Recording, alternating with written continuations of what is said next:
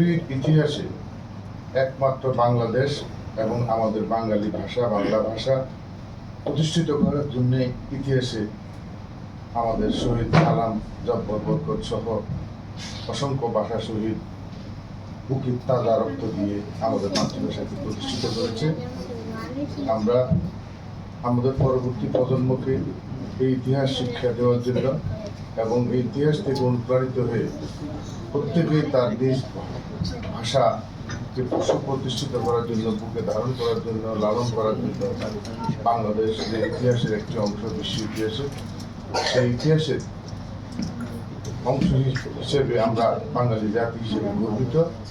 সারা পৃথিবীতেই আপনারা জানেন আমাদের এই বাংলা ভাষাকে আন্তর্জাতিক ভাষা হিসেবে সম্মানিত করেছে।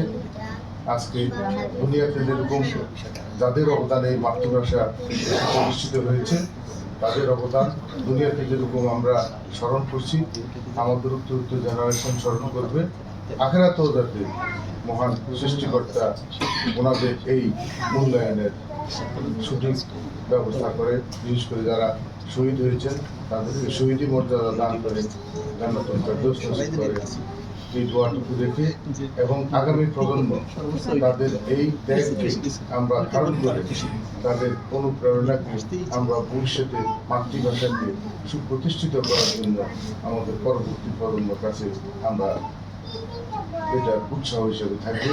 এবং আমি বিশেষ করে অনুরোধ করব, মাতৃভাষা আন্তর্জাতিক ভাষা এখনো এটা আমাদের প্রশাসনিকভাবে এখনো এটার সুবিস্তার হয়নি। এখনো স্বাভাবিকভাবে ইংরেজি একটা আন্তর্জাতিক ভাষা, আমাদের সকল বিষয়ের ভাষা, পাশাপাশি বাংলাকে আমাদের প্রশাসনিকভাবে আরও সহজতর করার জন্য সরকারি পর্যায়ে উদ্যোগ নেওয়ার জন্য আমি বিনয়ের সহিত আহ্বান রেখে আমার বক্তব্য এখানে শেষ করছি।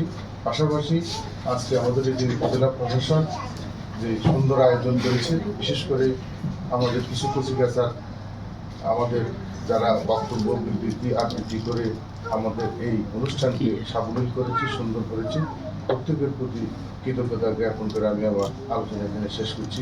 আল্লাহ।